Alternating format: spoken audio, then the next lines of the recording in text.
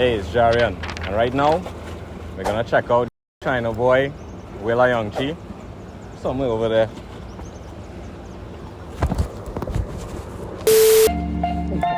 And some bars here falling.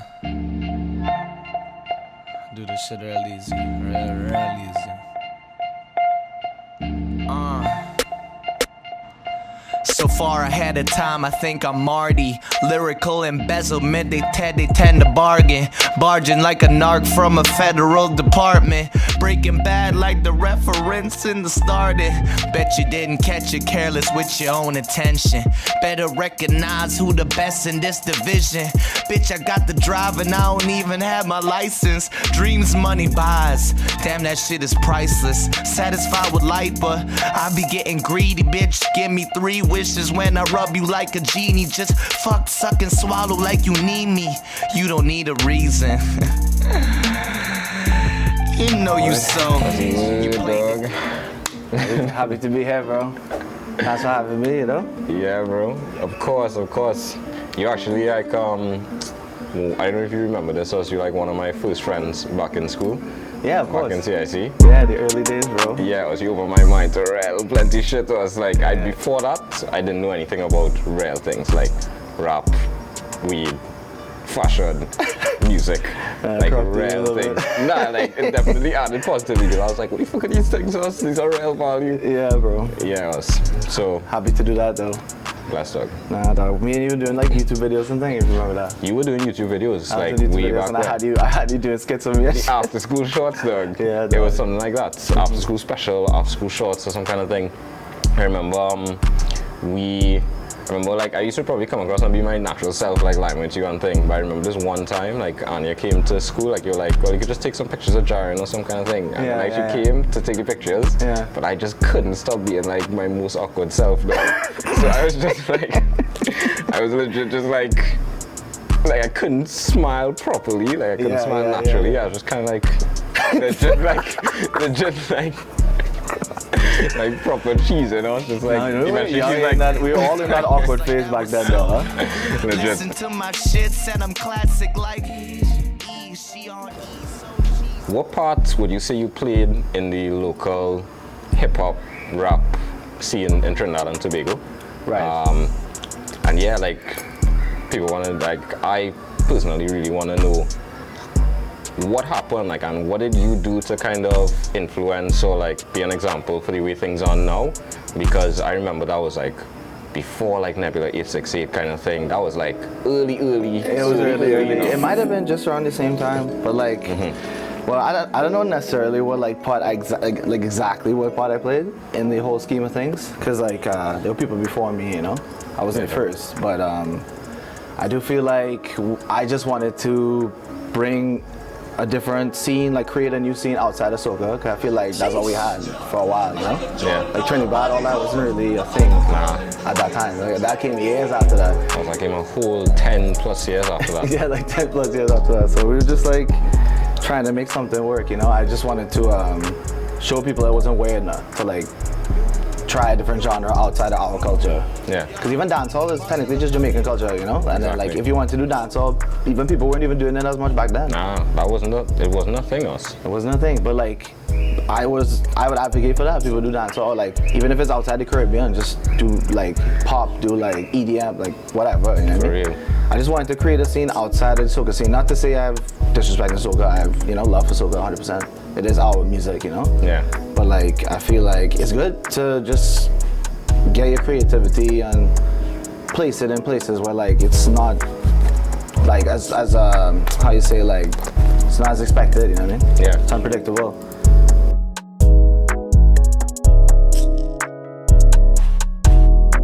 What is it that you feel like drives you to be this way and to be such a pioneer?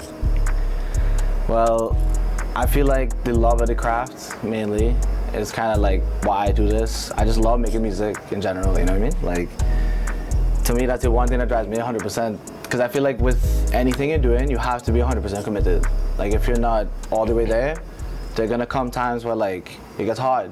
And if it's not something you're all the way like invested in, you're more than likely gonna stop and quit.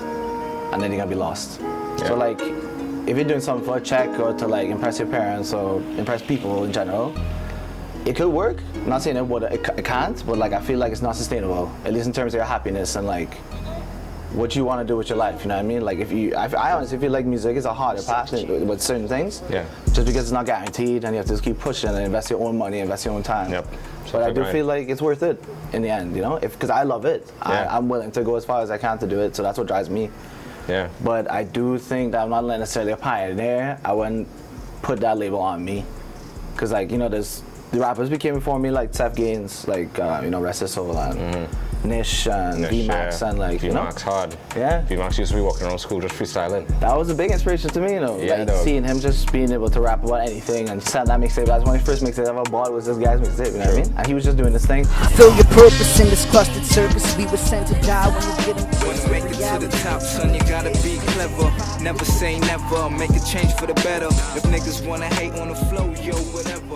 Like when you were so young, why did you like do these things when you were so young, when literally everybody was doing regular things? Like people were just in school, Right. like in Form 4, like picking subjects, like whatever. Yeah. I remember you just disappeared for like 2 weeks or like a while. Yeah. And like you came out with a mixtape.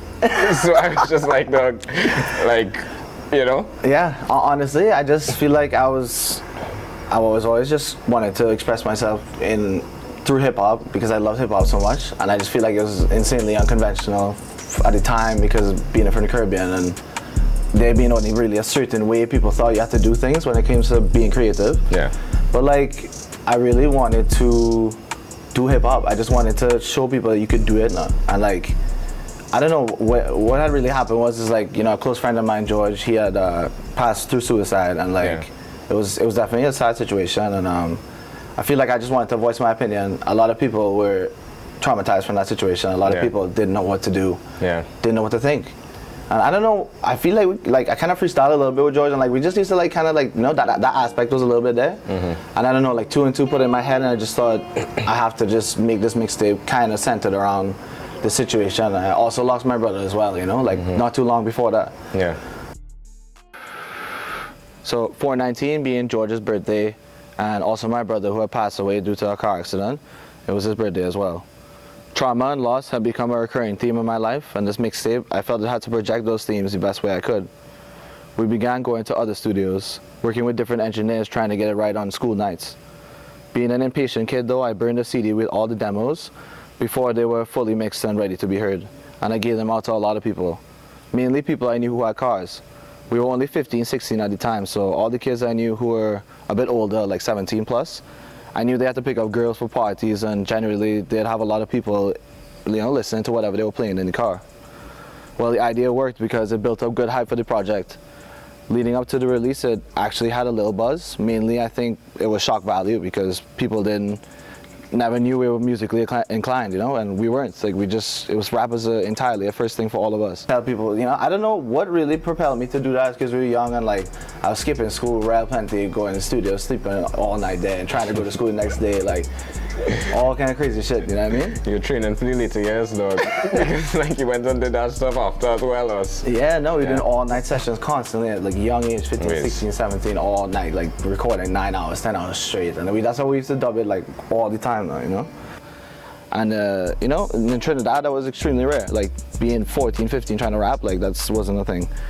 And April 20th of 2012, we threw a big party, like 420, you know, like it's the first time a lot of people smoked weed. Like we would just try to capitalize on that holiday, the weed holiday, and on top of that, April 19th, 4/19, it all made sense. So we threw a big party in my house when it was just a construction site, but we put caution tape and all that to make it safe. I remember my family asking me how many people would come, and then I said probably like 100 to 200. They kind of like laughed at the idea because I was so young and it was my first tape, and they didn't really think that would be possible. That they probably thought like 40, 50 people max. That's what they thought. But then over 250 people came. So it was a success pretty much. I just was confident in what I wanted to do, and I wanted to show people it was possible. And then we dropped that mixtape, Motivation 4/19. Hard.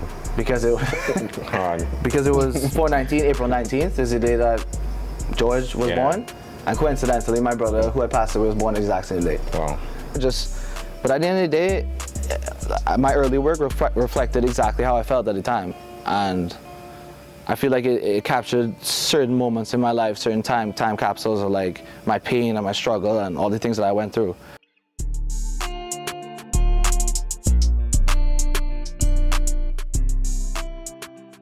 Yeah. What does family mean to you? Because like, you're on Ayoung-Chee, Right. and I remember when I first told my parents like I was lying with you, my dad was like, oh, he knows the Ayoung-Chee is like, and I Yeah. feel like lots of people around Trinidad and Tobago has come across some member of your family at some point in time. Yeah.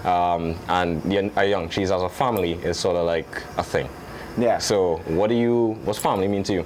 Family is really everything at the end of the day. I feel like, you know, when it comes down to it, like, your family will be there for you, or at the very least, they're the ones you could count on, at least supposedly, you know what I mean? Like, Yeah. my family, I could say that. Obviously, not everybody has the same experience, but Yeah. like, I don't know, I feel like family to me means everything. Like, they supported me throughout this whole thing without my music, and like, throughout the hard times, and just seeing my sister, what she was able to do with, you know, like the Project Wrong Way and Yeah. Miss Universe, and That's crazy. I just seeing that for myself showed me so much that like it's possible, you know, it's definitely possible. And my brother too, doing Zygon, Yeah. you know, like Huge. sound system thing, like that sound class stuff, that all of that affected me, you know, seeing all of that, like just performative arts. I think it really influenced me. Not that anybody in my family is like a rapper in music fully, Yeah. but just everyone being kind of creative and being in their own space, it kind of influenced me to be who I am now, really, you know? Sometimes you know, I took a couple of years, I was living in Toronto and like kind of far away from my family, but like coming back to Trinidad now, just feels so good now to be back where, you know, like where it all started, and get back to my roots a little bit. It's a good feeling. Over the pandemic, I made a lot of strides in a musical sense and in a spiritual sense, creating what would be my first project for streaming services, which is called Perfect Storm. Perfect Storm, you know, being that my life has been insane, in a sense, it's kind of like a natural disaster because there's just so much crazy shit, but it was perfect in the sense that it made me who I am. And that's kind of where I got the name from. But so I released it on my birthday, which was November 5th of last year, and 7 out of the songs that I recorded just alone, just me, straight grind. No team, just me. I do everything by myself. I drop the shit, pay for everything on my own. Just takes hard work. If you really want it, you get it, you know? So, but not saying having a team is definitely necessary, but I feel like it took a while for me to like build people around me, because at the time the people around me weren't necessarily rapping, they weren't really doing music. I just kind of had Canadian friends around, you know? But I just had to motivate myself because that's what I wanted so bad, you know? I just kept pushing, kept making music. And yeah, but this project that I have now, I feel like is the first of many, and I have a plan, lots of plans to like take the music as far as possible. Yeah. Young China. I stopped sipping codeine, but I let team lean on me.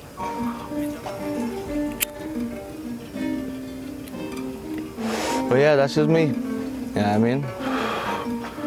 Summarized bio of the come up, but really just the beginning. And I feel like a lot of people aren't determined enough to keep pushing. Like, there are gonna be multiple times you drop a project, drop a song, and it doesn't do well. And people, I mean, well in your standards. But if you just continuously keep pushing, you will get there. That's what makes the difference between people who will not make it, because they break easy, you know? And like, I've been doing this 10 years now, and I plan to do this for another 10, 20, 30, you know? I'll keep doing what I have to do in order to, you know, see results. But at the end of the day, I do it for the love of it now. It's not about fame, it's not about clouds, it's not about none of that. Like, I love doing what I do, and I feel like as long as the passion is there in whatever you're doing, you just have to keep pursuing it till till it's sustainable, until it's paying your bills. Like, that's the dream, right? Like, having your passion pay your bills. That's what I'm trying to do right now. I don't need to be big, I don't need to be Kanye, I don't need to be Drake, I don't mean none of that. Like, if I'm making like a regular salary off music every month, I'm happy. And I'll just keep pushing until I get to that point, you know? But just have to keep pushing. Determination, perseverance, it's the name of the game. It's not really about talent, it's about hard work. And within the hard work, talent starts to form and it starts to blossom. But the only way that could happen is if you don't listen to nobody, just listen to yourself, grind, go for it, you'll get it. I promise. Like, I'm just at the beginning, and I've been doing this 10 years. So if you're not willing to even say that and really get that in your head that it's gonna take a long time, overnight success is not common. It's really not, you know?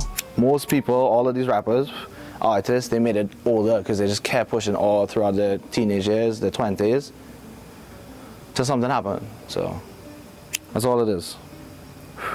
Keep pushing. Hey, hey, hey, yeah. Young China. I stopped sipping codeine, but I let team lean on me. Bitch, I'm my money machine. My bank account with a green.